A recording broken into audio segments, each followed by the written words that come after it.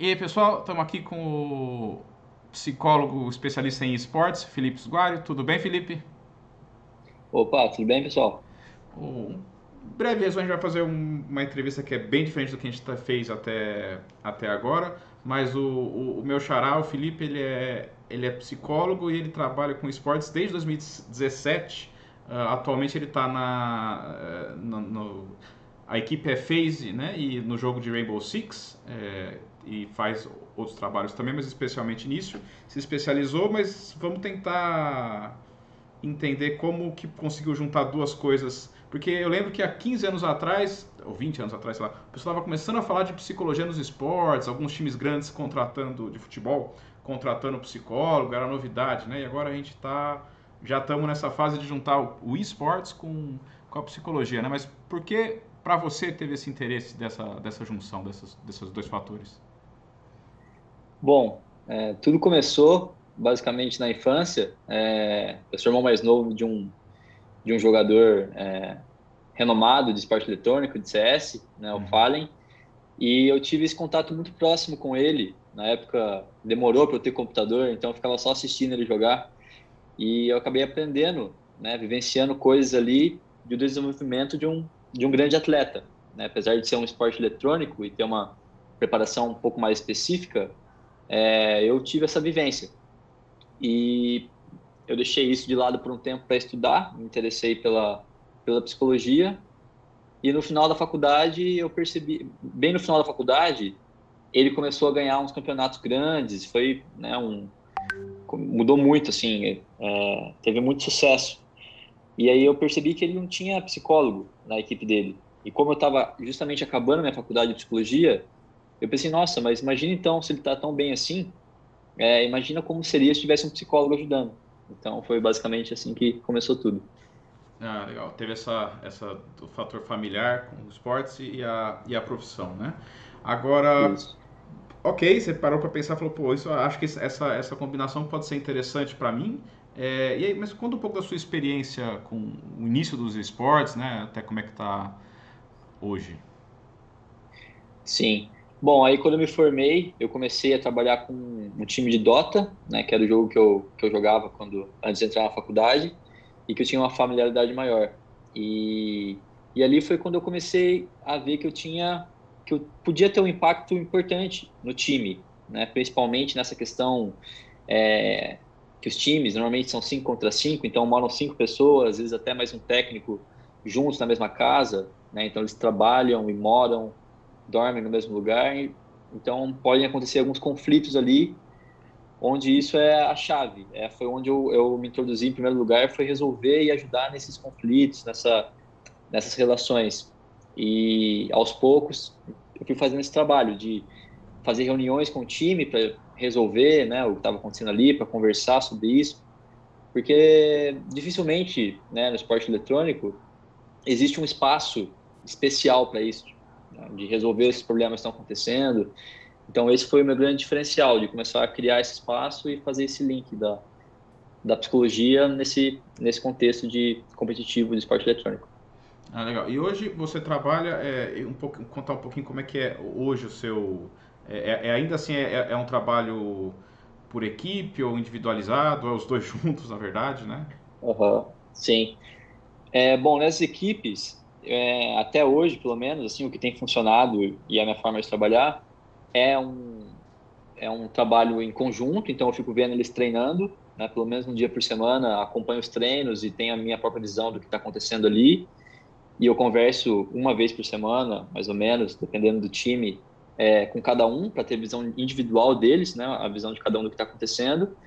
E eu analiso todas as informações, o que eu vejo, o que eles estão vendo, e daí faço intervenções específicas, né? Às vezes tem coisas que a gente resolve com um jogador específico, às vezes são questões pessoais dele também, e junto com isso também bola uma resolução ali em time, porque tem problemas que vão nessa ordem assim do social.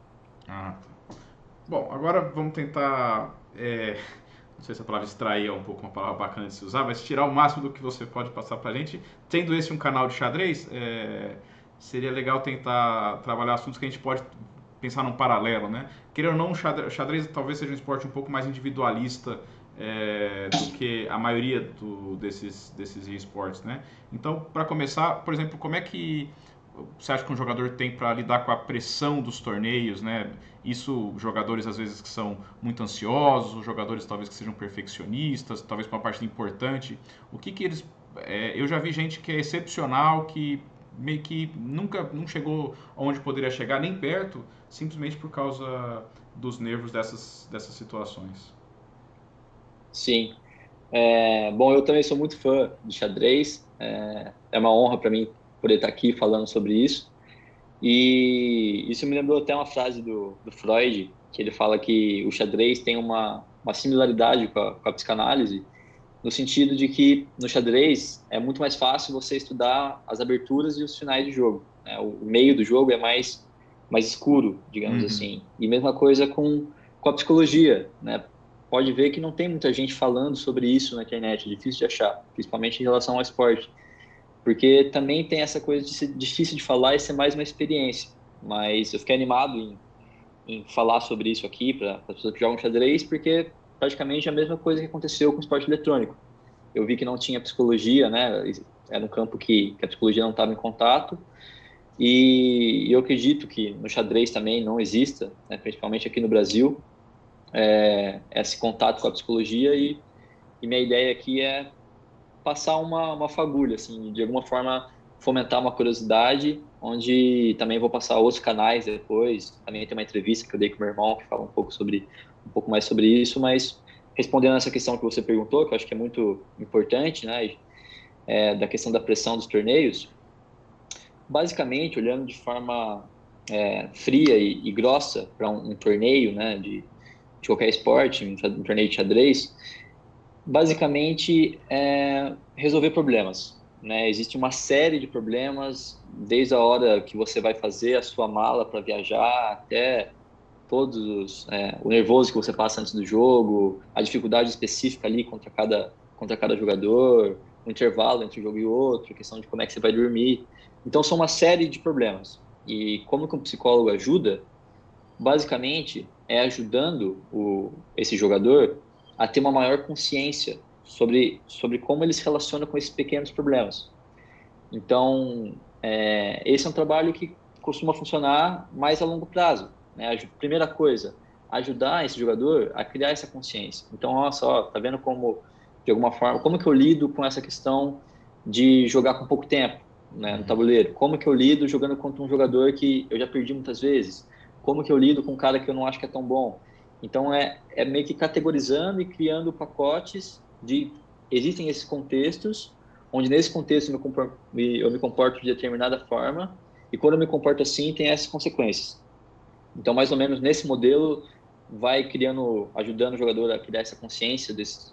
Então, eu lido bem com quase todos os problemas, mas quando chega na final, exatamente nesse contexto que eu travo. Tá? Então, vamos ver o que você está fazendo, o que está dando certo, o que está dando errado.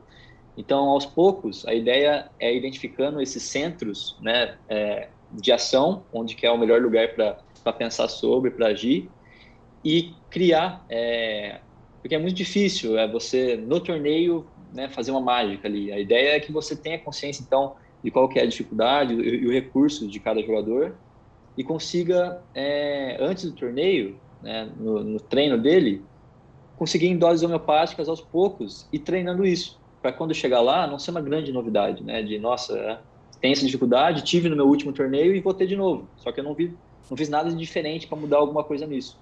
Então a ideia vai nesse caminho.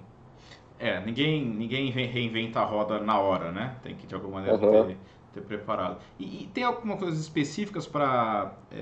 existem tipos de jogadores e você pode subdividir do jeito que você quiser. Mas um que eu, por algumas razões, sempre me chama muita atenção é essa divisão entre o cara que é, assim, o que é muito ansioso para fazer as coisas, acaba fazendo rápido demais para lidar com a tensão, né? Eu me enquadro nessa. E tem alguns jogadores que são mais perfeccionistas, que só querem jogar quando tiver certeza. Isso faz eles jogarem de certa maneira um pouco melhor, mas também gastam muito tempo e depois pode faltar tempo lá na frente. Sim, são dois tipos de comportamento que são muito comuns de acontecer, né? Acho que é importante estar falando sobre isso, até porque você é de um deles. dessa questão da tensão, né, da ansiedade, o primeiro passo vai nesse caminho, de entender, então, como que essa tensão funciona para você, né? Quais são os sinais corporais, assim, o que que é essa tensão? Então, basicamente, quando você está lá, você não consegue pensar tempo suficiente, ou será que afunila a sua atenção, né? Você não consegue pensar no jogo como um todo, mas você fica em centros de atenção ali. Será que você não consegue jogar o que você treinou? Você tem dificuldade de fazer essa generalização, né? Será que você fica meio travado? Então, o primeiro passo é descrever de forma nítida o Como que ela se está manifesta, né? acontecendo. Exatamente. No seu caso, por exemplo, o que você diria que mais chama atenção, assim, que te incomoda? Assim, que eu percebo em mim, que minhas pernas começam a tremer como se eu estivesse num show de rock. Isso eu faço sem Uhum. perceber. E eu sinto que eu vou ficando mais tenso. E isso normalmente resulta em eu jogar rápido demais. Assim, eu sei que eu preciso pensar mais na jogada, mas quando eu vi, minha mão já fez o lance, eu já apertei o relógio. E aí eu tenho que torcer para não ter sido uma bobagem, ou que dê para consertar depois. Mas isso já aconteceu inúmeras vezes, em torneios comigo. Sim. Basicamente é um mal-estar, né? Essa ansiedade parece que é um sentimento ruim que você quer se livrar, é um pouco incontrolável, né? Uhum. Igual tem gente que come muito rápido. E você Ah, fala, nossa, também. mas, né? Por mais que você tente ali, não, eu vou comer e coloca um despertador ou uma coisa assim, mas não tem muito o que fazer. A ideia é exatamente essa. Então, aos poucos, te colocar, né? Simular um jogo de tensão, um contexto onde você fique tensionado, para que você tenha a oportunidade de treinar isso antes. Então, simular, por exemplo, no seu caso, poderia ir no lugar onde você vai jogar o campeonato, ou pegar uma situação parecida, então fazer um círculo de pessoas na sua volta, qualquer coisa que te deixe de fato com um Mais sentimento tenso. parecido, Uhum. mas tenso, e treinar comportamentos, então, para aliviar essa tensão. Por exemplo, existe, não sei se você já ouviu falar, biofeedback, né, que é um aparelho onde colocam alguns receptores em você e pelo computador consegue ver como que está a sua frequência cardíaca e outros sinais fisiológicos de como que essa ansiedade ela está afetando. Então, o próprio computador te ajuda a aprender a respirar melhor. A respiração normalmente o comportamento chave assim, na psicologia do esporte de como fazer essa autorregulação emocional. Porque a gente, sem perceber, quando a gente está nervoso, fica mais ofegante, a respiração fica mais rasa. E isso tem efeitos, né, dos mais diversos. Então, aos poucos, treinando você a respirar melhor e vendo quais são as consequências disso, se de fato isso está ajudando, se está mudando alguma coisa, né? Toda a literatura científica diz que sim, e provavelmente vai te ajudar também, mas podem ser outras técnicas, né? Às vezes pode usar os recursos que você já tem, né? Então entender como que você reage a isso, mas aos poucos a ideia é isso, bem aos poucos e ajudando você a estar em contato com essa situação que é difícil para você, que você tem dificuldade e treinando outros comportamentos que sejam mais adaptados à situação.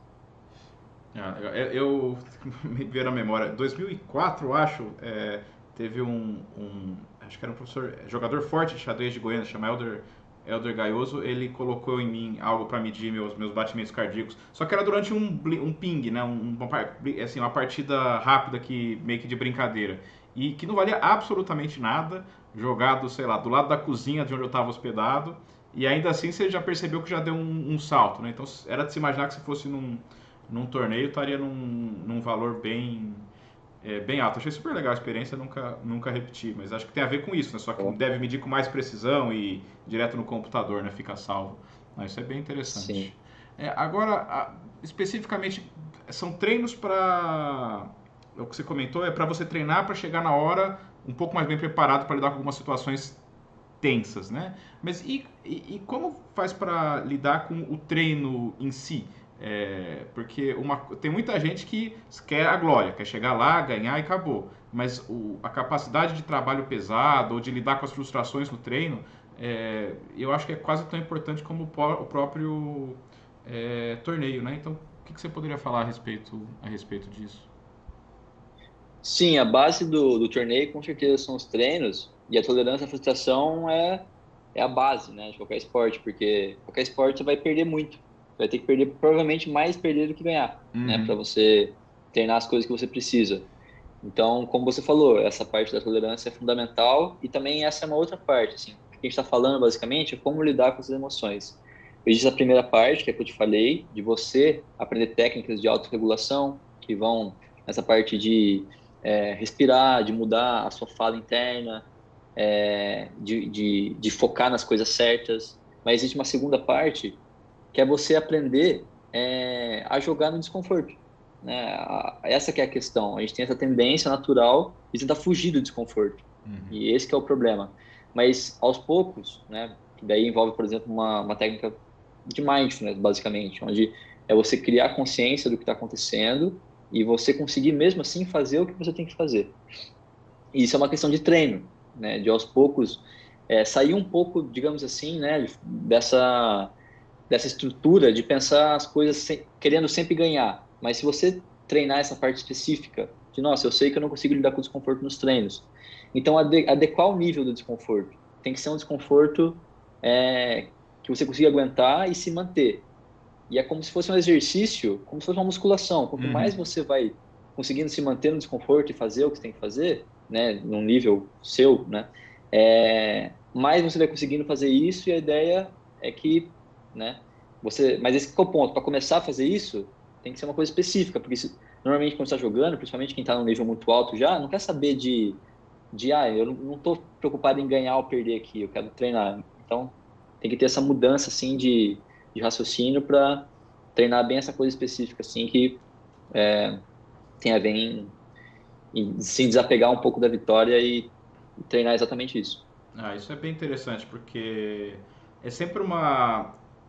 Principalmente com quem está começando, mas mesmo depois, né? Que você quer. Se o treinamento for muito pesado, muito doído, a pessoa desiste. Como 90% das pessoas que se matriculam na academia desistem depois de um mês. É, Uhum. então você quer que seja uma coisa que a pessoa de alguma maneira se divirta, assim, coisa. Mas se tiver só isso e a pessoa nunca enfrentar então essa parte desconfortável, também tem um lado negativo, né? É isso que você está passando, é isso? Exatamente isso, sim. É legal pensar sobre isso de alguma maneira, achar um equilíbrio, né? Agora, um outro ponto que é muito abstrato assim para um jogador de xadrez, pelo menos para mim, que é entender chegar em boa forma para um torneio. Não fisicamente, mas assim, chegar. Tem torneios que a gente chega e o jogo flui, tudo funciona melhor, e tem torneios que você não entende bem por que você fez parecido com a outra e deu umas coisas erradas, né? Tem uma história que eu acho que é muito legal, que eu gosto, que é. Tinha um jogador nos anos 80, bom, ele ainda é vivo, mas nos anos 80 ele estava no auge dele, que chama Jan Timman, né? Jogador holandês. E ele tinha hábitos de, nos torneios, sair para tomar uma cervejinha, dormia tarde. Não era um jogador, vamos dizer assim, considerado muito profissional, né? E aí, só que ele falou que ele, num desses torneios, ele resolveu fazer tudo certinho, de acordo com a cartilha. Acordava cedo, fazia uma caminhadinha na praia ou num parque, alguma coisa assim, não saía à noite, dormia cedo. E aí foi quando ele foi jogar, ele tinha tanta energia dentro dele que ele acabou jogou meio que displicente, rápido e jogou um torneio horrível, né? E aí ele falou que depois disso ele falou, não, isso daqui não é para mim, né? Então, o que você tem a falar sobre isso? Que, de novo, é um assunto para os enxadristas, principalmente de torneio, que é difícil entender. Sim, é muito curioso, né? Você jogando tantos torneios assim e não entender exatamente o que está fazendo você jogar no seu Uhum. pico e parece que você fez exatamente a mesma coisa e no outro mudou muito. E isso entra naquilo que eu tinha comentado, que é de desenvolver diariamente, né, ter esse treino da autoconsciência, de como que o nosso ambiente está afetando a gente. Então, quanto mais a gente tem essa habilidade, mais a gente consegue perceber as nuances, né, as sutilezas do que está afetando a gente. Às vezes é o relacionamento com alguém da família, às vezes a namorada, às vezes é o treinador, alguma coisa que mudou. Tem mil coisas que podem ser, mas a ideia é justamente isso, de estar mais atento e entendendo o que está acontecendo. E é curioso esse exemplo que você deu desse holandês, né? Isso.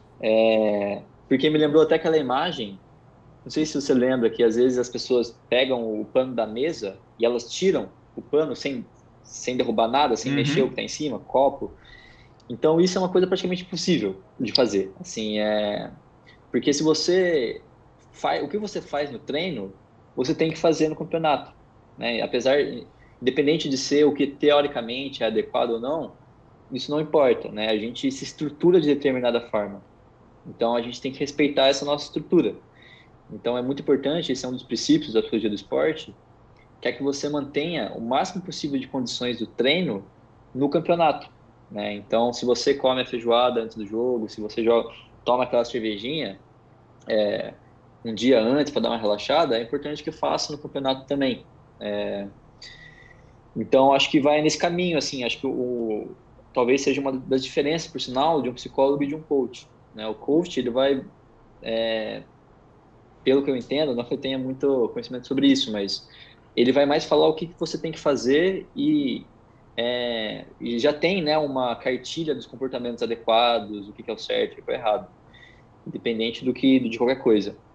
E o psicólogo, principalmente nessa abordagem que normalmente se trabalha, que é a psicologia comportamental, vai ver qual que é a função de cada comportamento que você tem na sua vida. Então, por exemplo, a cervejinha, apesar de intuitivamente a gente pensar que é ruim, mas tem uma função. Se aquilo é importante para você, é primeiro importante, antes de tirar, entender o que é importante. Então, às vezes não sei, simplesmente parar de treinar e pensar alguma coisa, se ocupar com uma coisa qualquer, que seja neutro no jogo. Ou às vezes pode ser o próprio efeito do álcool, que dá uma relaxada no corpo. Às vezes pode ser a parte social, então é conversar com alguém. Então, aos poucos, ir se aprofundando nessa especificidade de cada um e buscar refinando esse comportamento, né? Normalmente tem comportamentos que trazem efeitos colaterais indesejados, né? Às vezes, por exemplo, bebe demais antes do jogo, provavelmente vai atrapalhar. Claro. Então, se você entende exatamente o que é importante, você foca nisso e deixa o efeito colateral de lado. É que, pelo que eu entendi, então nesse caso, assim, não adianta você chegar pro torneio e mudar. Se você quer mudar, você tem que mudar já no treino para chegar no torneio, porque essa mudança muito drástica, mesmo que a princípio seja positiva, pode ter um efeito negativo. Exatamente. A ideia é justamente ser acompanhante a longo prazo para entender para cada jogador quais são as dificuldades específicas dele no torneio, para então treinar isso para o próximo, basicamente. Legal, tá dado o recado. Uhum. Agora, eu de novo, eu imagino que nos esportes eletrônicos seja mais ainda do que no xadrez, mas tem muita gente jovem assim, criança até, entrando no xadrez, jogando torneios. Cada vez mais tem os famosos prodígios, né? Menino com 12, 13, 14 anos virando grande mestre, né? Quando que muita gente aprendeu a jogar xadrez só com 14, outros até depois. Então, e tem essa os pais têm que conseguir, acabam participando bastante dessa do meio, né? Então, o que você poderia falar para os pais desses jovens atletas, assim, de que maneira eles podem ajudar nesse processo? Sim. O apoio das pessoas são significativo para a gente é muito fundamental, né? Independente de ser um atleta, de competir mesmo em alto nível, a gente continua sendo ser humano. Então, já é muito importante desde esse começo, como você está falando, que os pais sejam claros com o filho, né? No sentido de mostrar interesse. Então, perguntar quais estão sendo as dificuldades, perguntar quais estão sendo as conquistas ali no jogo, participar do processo, o que nem sempre é o caso, né? Então, por exemplo, mas se o caso não apoia jogar, então é importante ter uma conversa, né? Conversar com o filho, o que ele espera daquilo, o que o pai pensa sobre aquilo e entender qual que é a importância para o filho, né? Por que é importante aquilo para ele e manter essas conversas, né? Um canal aberto ali de comunicação para que não fique uma coisa muito separada ali da vida com os pais ou que fique às vezes até uma coisa nebulosa, o que os pais pensam, tudo isso atrapalha e o contrário é muito válido, né? De ser exatamente um meio de contato com os pais, para que possa fazer essa aproximação entre eles. Então, ou seja, os excessos são perigosos, mas assim, a comunicação é necessária. Algo assim. Por sinal, até você falando isso, foi bom que pensei nisso também. Essa questão do excesso também é perigosa, no sentido de demonstrar muita preocupação com o filho, de ficar muito em cima. Então, às vezes, pode ter uma pressão desnecessária, né, no jogador. Putz, se eu perder esse campeonato aqui, meu pai ele vai ficar louco, né? Ele vai ficar decepcionado. Então, também é importante essa parte da psicologia com os pais, assim, de ajudar a focar no processo, de como isso está fazendo bem para o filho e, né, tentar se desapegar assim dos resultados ou o que isso pode trazer nesse quesito. Bom, ainda sobre. A maioria dos casos seriam jovens, né? Mas pode ser de qualquer idade, né? Mas a maioria dos jogadores que realmente quer evoluir, hoje em dia, quem tem condição tem algum tipo de professor. Nem todo mundo pode, mas costuma ser algo positivo e é bastante recorrente. É raro casos de pessoas que se tornam muito fortes, assim, meio que sozinhas, vamos dizer assim. Então, o que o psicólogo pode fazer que o professor não vai fazer? O que o professor vai fazer que o psicólogo... Quer dizer, como é que essa interação é positiva, os dois juntos? Sim, com certeza. Assim como você falou, quanto maior e mais confiável a rede de apoio do atleta, melhor. Assim, uma questão de nutricionista, então como é que ele está comendo, como é que ele exercício físico, né? Claro que a base do jogo é essa parte técnica, né? Então a relação com o técnico é muito importante, mas existem pontos cegos, né? Existem, assim como eu não vou falar sobre o que a pessoa deve comer, também não vou falar sobre qual a abertura que ele está tendo problema, qual é o melhor Uhum. caminho dele se desenvolver dentro do jogo, que eu não tenho conhecimento para isso. Assim, um técnico também, um professor de xadrez, ele não vai saber, com maior sutileza, entender quais estão sendo as dificuldades psicológicas, entender quais são os recursos psicológicos daquela pessoa, conseguir entrar, né, ter uma neutralidade emocional para entrar em qualquer campo, qualquer dificuldade que ele esteja tendo. A ideia do psicólogo é, é basicamente focado muito mais realmente, né, nessa parte emocional, nessa parte pode ser comportamental também, naquilo que eu estava falando, de entender a estrutura do comportamento para facilitar, às vezes, uma aprendizagem, né, tendo esse conhecimento, qual é o caminho melhor de aprender, isso entra um pouco nessa parte que você comentou de fazer esse trabalho em conjunto, né? Uhum. Então, é importante que, pegando as informações ali com o jogador, claro, né, com a permissão do jogador, ter uma conversa com o técnico para eles compartilharem as visões, né? São coisas que se complementam e se harmonizam. Uhum. Então, vai um pouco nesse sentido, assim, sabendo que a dificuldade do jogador, por exemplo, é essa questão da ansiedade. Então, como que a gente pode adaptar o treino para que a gente consiga treinar isso junto com essa parte psicológica, né? Então, a ideia é isso, fazer essas otimizações em conjunto. Isso, porque talvez você entenda que seja melhor, de alguma maneira, simular essa tensão, mas provavelmente vai ser o professor que vai saber enxadristicamente como é que faz para construir isso, né? Um treino que faça sentido. Exatamente isso, sim. Legal. Agora, de novo, eu tento falar, porque assim, eu tenho alunos assim que, né, bastante nessa faixa de idade de adolescente, e alguns se veem numa situação que xadrez sempre foi uma diversão, apesar de eu gostar de jogar torneios, mas não era exatamente uma cobrança, né? Em algum momento eles começam a pensar, pô, talvez eu vá viver disso, se torne minha profissão. E eu tendo a achar que nos esportes eletrônicos, por ter mais alguns esportes eletrônicos pagarem muito bem, que essa mudança seja assim, quando a pessoa seja muito nova e assim, muito real. Do nada, ninguém ganha nada, ela está ganhando um dinheiro que ela pode tranquilamente viver sozinha. E muda completamente o que era uma diversão é uma profissão. E às vezes é um adolescente, ou em alguns casos extremos, até uma criança que teria essa profissão. Então, o que você pode falar a respeito disso, né? Como lidar com essa situação nova? Sim, nesse momento de mudança drástica, né, como você está comentando, de começar a ganhar mais dinheiro, de ganhar mais visibilidade do público, Uhum. assim como qualquer outra mudança, é importante ter essa rede de apoio fortalecida, né? Então, por exemplo, ter esse contato mais próximo com as pessoas significativas, né? De sentir essa conexão com pais, amigos, namorada, de buscar apoios, às vezes, que não tinha naquele momento, não era necessário, mas agora, por exemplo, começar a pensar nisso, de procurar um psicólogo, se não tinha um técnico, procurar um técnico, essa parte de nutrição, de qualquer coisa que possa ajudar dentro desse ecossistema dele a se sentir mais fortalecido, porque vai demandar mais dele agora.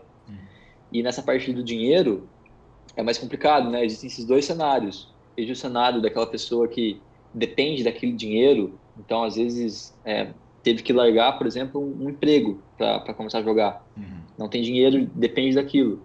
Aí é muito delicado, né? Além de tudo isso, é preciso se organizar. Então, às vezes, organizar finanças, do que precisa, conseguir controlar a ansiedade, porque às vezes a ansiedade fica tão grande, dependendo desse dinheiro, que não consegue focar no que tem que fazer para crescer, né? Então, precisa ter esse trabalho de ansiedade para focar no que tem que fazer. Tem essa questão também do outro cenário, da pessoa que já começa a ganhar muito, como você falou, do nada, de uma hora para outra, ganha muito mais do que precisa, e disso normalmente vem acompanhado de muita visibilidade. Então, na mídia social ou do próprio jogo dele, do nada tem 10 mil pessoas assistindo ele jogar um campeonato. Então, esse tipo de coisa aumenta a nossa pressão. Então, vai nesse sentido, de fortalecer, de procurar outros recursos para lidar com a situação, começar a entender isso, que as dificuldades aumentaram, que precisa de outros recursos para lidar bem com o que está acontecendo. Vai um pouco nesse sentido. Isso e aí você falou da visibilidade, tem hoje em dia o xadrez está realmente engateando nesse ponto, acho que próximo dos esportes, mas tem agora nesse último ano tem alguns canais no YouTube, gente muito jovem mesmo, com canais que estão crescendo muito, eles vão, sei lá, jogar online, tem às vezes 1.000 pessoas ou mais, ou às vezes muito mais acompanhando ao vivo, e isso eu imagino que deve gerar uma pressão grande em adolescente, né, para lidar com essa situação, né? Às vezes a pessoa vai lá, depois vai ler os comentários, aí obviamente sempre vai ter alguém que vai falar mal, sei lá, pode ter 900. Então não é algo, assim, não é algo que deve ser ignorado, né? Pode afetar bastante, não? Sim, sim, afeta muito, principalmente quem está, como você falou, mais perto dessa faixa de adolescência, com certeza vai ter uma dificuldade maior e é preciso pensar nisso, né? Porque a tendência também, às vezes, é ser um canal de fuga, né? Então, não me preocupo com isso que está acontecendo porque estou ganhando muito dinheiro, né? Então, putz, como é que eu vou gastar esse dinheiro? É uma variável que entra que acaba atrapalhando tudo e acaba tendendo, dependendo, né, se ganhar mais tanto dinheiro assim do nada, mais a atrapalhar do que ajudar. Então, precisa realmente estar consciente do que está acontecendo ali e pensar com calma em como lidar com isso. Manter os pés no chão, como dizia o ditado popular. Exato. Exatamente. Bom, acho que, claro que poderia ter assunto para conversar por horas e horas sobre isso, que é bem interessante. Mas só para terminar, eu queria fazer uma pergunta que é um pouco mais técnica, mas eu tenho certeza que o pessoal do esporte tem que responder por ela bastante. É quase um ataque que a gente sofre, mas por que você, talvez com a sua bagagem específica de psicólogo ou convivendo no esportes, acha que o esportes, ou mesmo o xadrez, pode ser considerado um esporte como futebol, vôlei ou qualquer outro? Sim. A minha visão enviesada, né, de psicólogo já que não existe, na verdade, na literatura, um conceito universal sobre o que é um esporte. É, né? Uma coisa que depende muito da época e do lugar. Então, dependendo da cultura, esporte vira uma coisa, esporte vira outra. Claro que tem o Comitê Olímpico, né, com todas, tem muitas e muitas variáveis para uma atividade ser considerada esporte. Mas, ao meu ver, com o meu viés, é de que o esporte ele é muito importante como uma ferramenta terapêutica, como uma atividade de transformar o sujeito, né? De, através do esporte, do amor que ele tem por aquilo, do quanto que ele se diverte fazendo aquilo, isso é uma forte motivação para ele mudar, para ele aprender coisas importantes da vida, né? Coisa que ele vai poder usar depois. Não é, a ideia é que não seja uma coisa segregada, né? Uma atividade como, faça aquilo por passar tempo. Não, mas é uma atividade onde você se implicar inteiro naquilo, se conhecer, né? Você pode entender como que em determinadas situações, como que você reage, quais costumam ser consequências para você, você tem a oportunidade de ver qual é o paralelo disso na sua vida. Então, será que as coisas que eu faço dentro do jogo eu também faço fora? Será que é isso exatamente que eu quero? Então, para mim, um esporte é exatamente isso. É uma atividade onde você está engajado naquilo e você tem a oportunidade, e normalmente é o que acontece, né? Quem vira um esportista profissional precisa estar implicado naquilo para perceber o que você é e as mudanças que você precisa fazer. Então, na minha concepção, o xadrez e o esporte eletrônico, eles entram nessa condição. Tem muita gente que joga por hobby e não está tão interessado assim em fazer usar, digamos assim, como essa parte terapêutica de autoconhecimento e transformação, e tudo bem, mas existe essa oportunidade, e dependendo da forma que você se relaciona com aquilo, você usar aquilo para melhorar a sua vida, né? Para se conhecer, e para se implicar dessa forma que eu vejo como sendo muito positiva, né? Nessa concepção do esporte. Interessante. Por exemplo, alguém, tipo, pro Carlsen, pro campeão mundial, o xadrez obviamente vai ser um esporte. Para alguém que abre uma aba para jogar uma partidinha rapidinho entre sei lá, uma reunião ou outra, ou um tempinho, esse talvez já não seja tão esporte, é só mais um jogo qualquer. Depende de como você lida com. Exato. Como aquilo afeta todo o seu ecossistema, né? Todas as áreas da sua vida, como que você está implicando naquilo. Legal. Queria agradecer a suas respostas, sua presença, mas ainda de qualquer forma, se você quiser... eventualmente links que você quiser compartilhar, a gente coloca na descrição do vídeo, né? Que eu acho que vai ter gente que vai ter interesse de aprofundar no assunto, que eu acho que é extremamente interessante, a gente coloca na descrição do vídeo. Dá um tchau para a galera que eu tenho certeza que gostou assim como eu, mas eu deixo aqui aberto esse espaço final para se você quiser deixar mais um outro recado ou falar qualquer coisa, fica à vontade. Sim, eu fico muito feliz se alguém chegou até essa parte do vídeo, porque o objetivo era exatamente esse, estimular a curiosidade, né, para essa área que eu vejo que na internet não tem muito um assunto específico direcionado para isso, mas que eu sinto que pode ajudar muita gente, sim, tanto a render mais no esporte, né, que costuma ser o tema mais popular, mas também nessa questão de se conhecer e tudo mais.